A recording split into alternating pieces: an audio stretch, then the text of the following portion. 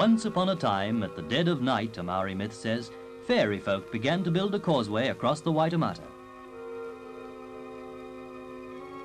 But before they'd finished, the sun came up and melted the people away. Now there's just a reef of rock straggling out near Point Chevalier to mark the first attempt to bridge the Auckland Harbour. The second try was more successful, and an arch of steel completed in 1959 rises impressively over the water.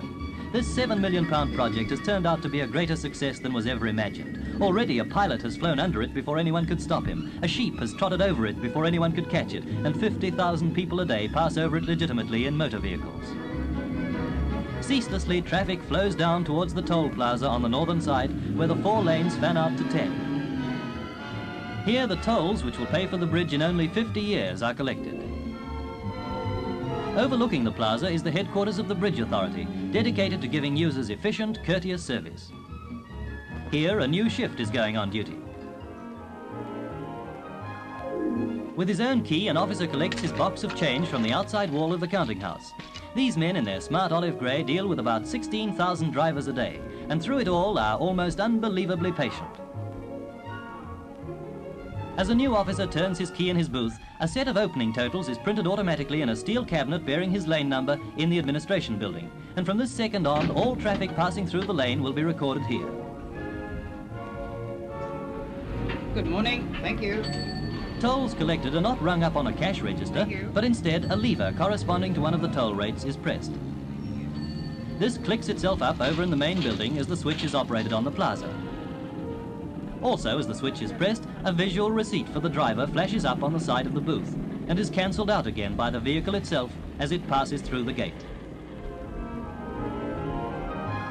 The officer's switch also illuminates a classification code above the toll lane, which can be seen and checked with the emerging vehicle by the supervisor in the main traffic control room.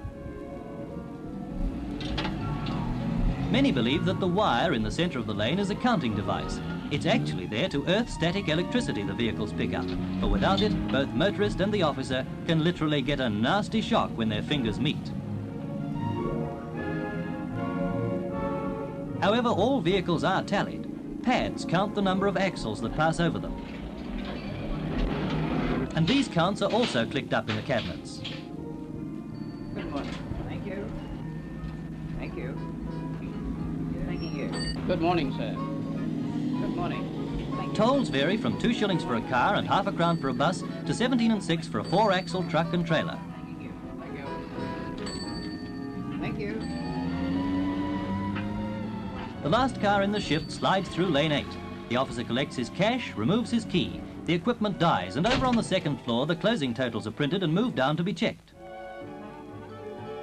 The cash is placed in a deposit box in the wall and will be taken out in the counting house on the other side. The daily summary shows the vehicles of each class through each lane, the number of axles recorded and the cash collected, and it will balance, or it should. Everything is aimed at keeping the traffic moving, and at the other end of the bridge is radar equipment for this purpose, to keep it flowing smoothly at 40 miles an hour. To maintain accuracy, a fork tuned to give an exact reading of 65 miles per hour is used as a norm. If the apparatus responds accurately to this, it's ready to draw a picture of speed. The vehicles are picked up and a pen draws their speeds on a graph. The periods when speeds are sluggish or too high become evident, and action can be taken to level them out.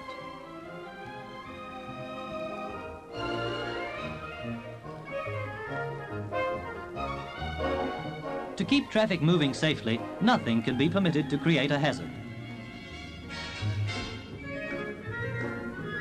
No one in trouble is many yards from one of the 36 telephones connected with the control room.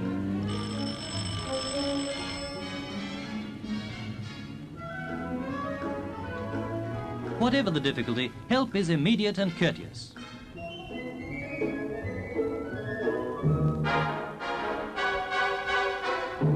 The authority has designed and had built many time-saving devices, and the skate is one of them. The skates will fit any car and any of the 38 different sizes of truck wheels, and the vehicle is moved in seconds before it can seriously affect traffic. Front wheels can be steered normally with the skate attached. When it's off the bridge, this wheel will be changed free with the compliments of the Bridge Authority.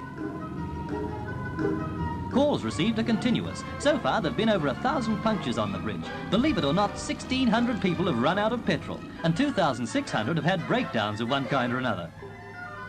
If air is needed in a hurry, the vans carry it, compressed, and can give a troubled motorist a shot in the tyre at a moment's notice. If the vehicle in trouble is mobile, it's gently but swiftly dealt with. And a hydraulic hoist they've designed will whip a car or truck off to safety smartly.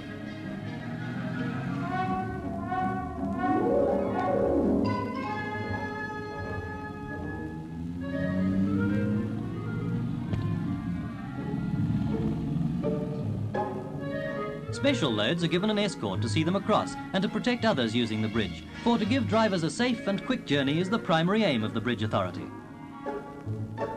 The Auckland Harbour Bridge has been open 2.5 years, and unlike the fairy folk, the people on this causeway don't melt away in the sunshine. On the contrary, they seem to multiply every day. In 1 year, the whole population of New Zealand crosses the bridge 9 times in cars, trucks and buses. In 12 months, 18 million people make the journey on wheels across the Waitemata.